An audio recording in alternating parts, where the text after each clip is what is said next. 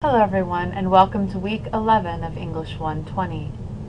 This week we'll be reading chapter 12 of the Bedford Researcher, which is about thesis statements.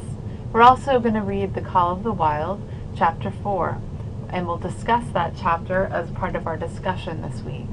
Your journal will be exercises in helping you develop a solid thesis statement, and you'll also be completing the research module evaluating the credibility and appropriateness of sources. So for this week's critical discussion, you're going to be using evidence from all of the previous chapters that we've read of the Call of the Wild, and also any outside sources that you find. The first question, and you'll notice these are a little bit more in-depth, the questions this week. Symbols are persons, places, or things in a narrative that have significance beyond a literal understanding. Is it possible to interpret the dogs as symbolic? Just a little hint, there's no, you are not allowed to say, no, it's not possible. So it is possible. What passages might suggest that they are more than just characters in this book?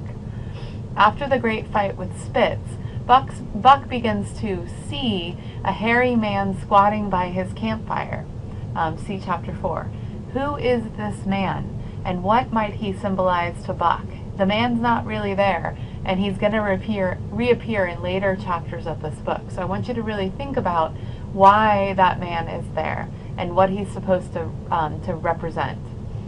London's artistic intentions were often misunderstood. In his essay, The Other Animals, London explained, "The writing of The Call of the Wild and White Fang was in truth a protest against the humanizing of animals. Time and again I wrote, speaking of my dog heroes. He did not think these things, he merely did them.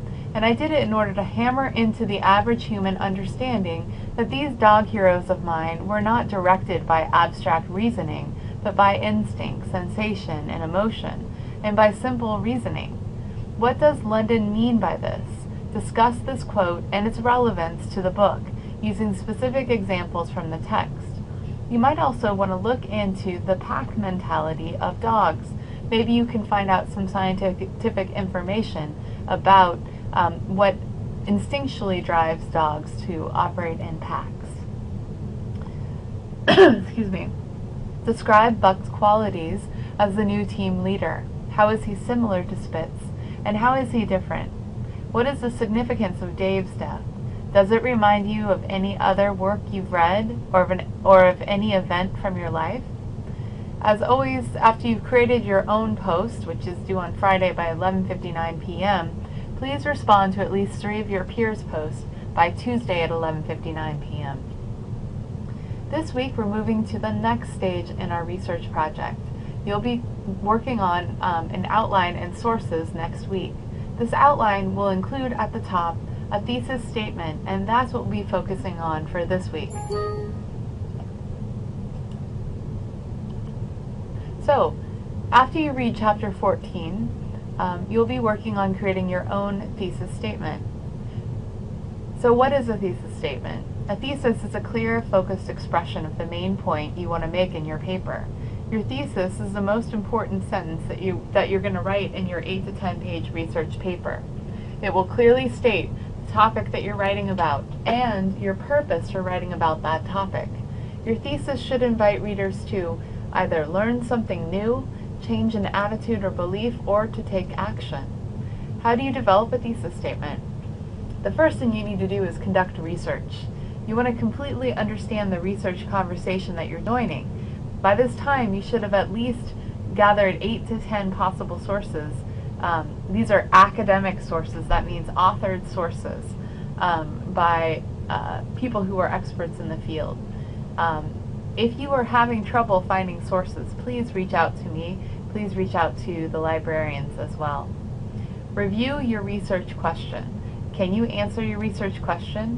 What is your position on the issue that you're researching?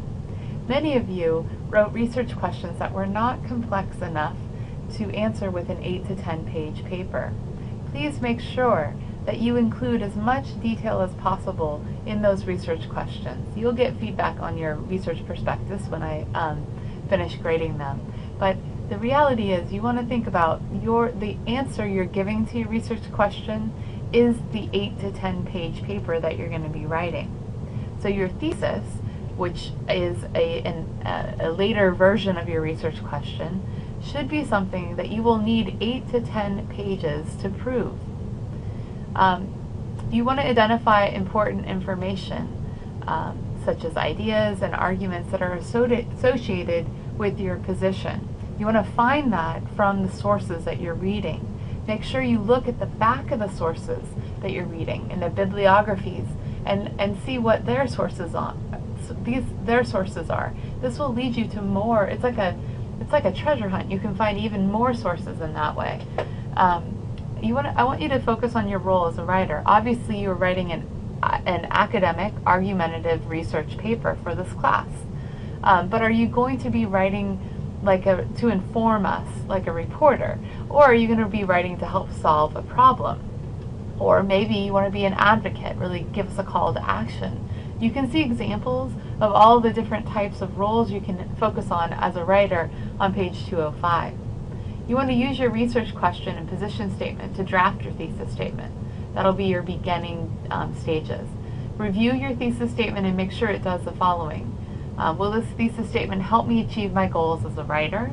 That means, will it help you write an 8 to 10 page research paper that is for an academic environment? And do the sources I've read so far give me confidence that I will be able to support the thesis statement? And if not, you want to find more sources. So for your research journal this week, I'd like you to complete the following exercise. My research question is, my purpose for writing is, I want my readers to do one or more of the following: to learn about, change their attitude about, take the following action. The most important words and phrases in my research question are. I just want to stop for a second just to note that a lot of times I'm seeing many of you just get through these exercises. Please make sure you spend adequate time on these exercises after reading the chapter. This will help you write a much better research paper. So please make sure that if you have questions about what you're supposed to be doing, you reach out to me. After you put the most important words and phrases in your research question, there should be at least 4 or 5 of them, and if not, then you probably don't have a complex enough research question. Building on my research question, my thesis statement is, this is where you're going to draft a thesis statement. That's a statement, not a question.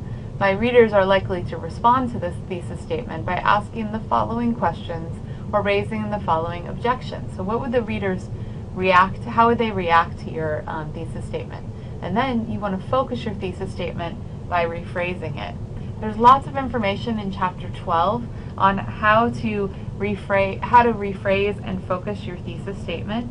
If you look on pages 207 to 210 or 211, there's some great examples, including a table on page 210 that takes you through research question to position statement to thesis statement for several different writers.